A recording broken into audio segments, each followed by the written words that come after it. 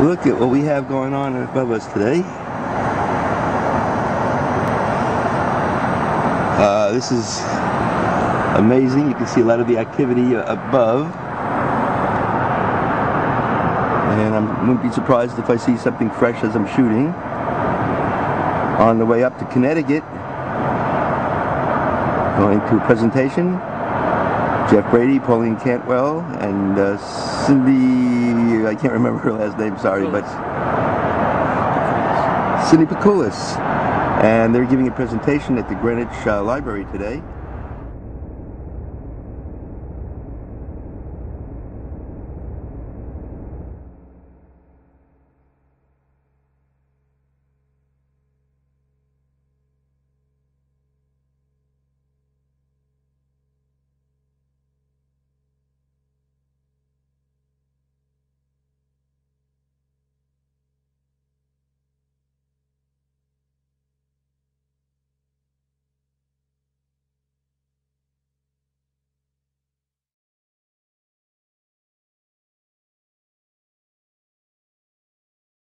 Okay, I'm Pauline Cantwell, and I got this room today because you can get it. It's a service of the Greenwich Library. When you want to do a informative meeting, they let you use this space for free, and it's a very nice service because it offers an opportunity to get another aspect of issues. And this is one of a series of programs that I have been calling wild cards of climate change.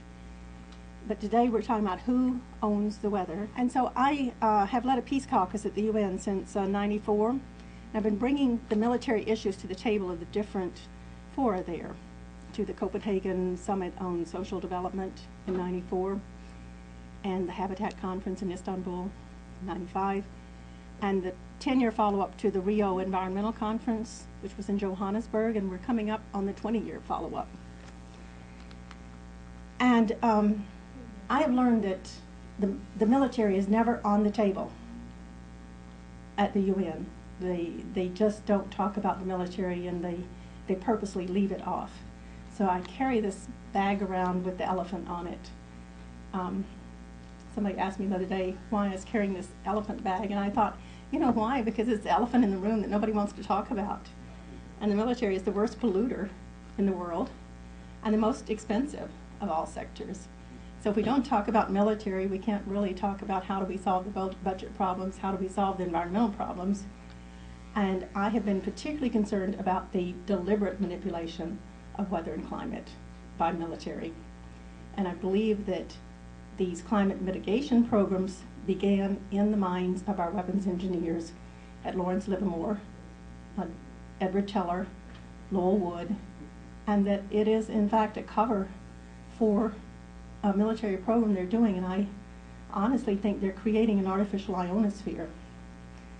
And that would be to block communications of other countries and to enhance our communications. That's just my personal theory of what's going on, but I do know we don't have a yellow sun anymore. We've got a silver sun. There's so many metal particulates in the air that you can't see a yellow sun.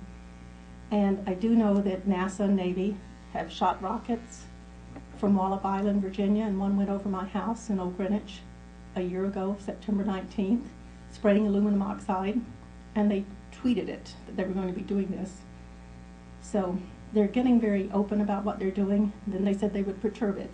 They would create a cloud and perturb it with electromagnetic pulses from HAARP. I want to introduce Cindy Pikulis from Long Island, and she is an educator, a teacher, and is an activist, and has been very concerned since 2001. Her husband was near ground zero when the World Trade Center was hit, and they've been doing a lot of research on what's going on, and she's made a lot of connections, and especially since the Gulf of Mexico oil spill this past year, or this year. And my first radio show was about that oil spill. And so it gives me pleasure to introduce her. Hi, everybody. Thank you. I just handed out some photos that we took when we first, and I'm going to steal your word, had our epiphany. But really today, all you have to do is look outside, and it's a massive aerosol assault. The lines, probably by the time we leave, I'm sure the whole sky will be whited over, because that's you, and you get that silver hue to everything. Like Pauline said, I first got involved, well actually no, my husband pointed it out to me in January or February of this year. And I am a teacher. I teach in Lindenhurst High School, and we live on Long Island. And I'm a reading teacher, and what that gives me is the ability to teach the students any issue pretty much that I want that deals with current events, because I get them ready for the Regents. I teach 10th grade. And usually through that, I teach about pesticides, I teach about organics, and I was 10 years ago teaching about global warming. I have since stopped due to my epiphany. So when my husband pointed out the planes in the sky, at first I didn't want to know anything about it. It was my initial reaction that lasted about a day, and then I said I have to see what's happening here. And our worlds have not been the same. We live, we breathe, and we try to inform everybody that we know.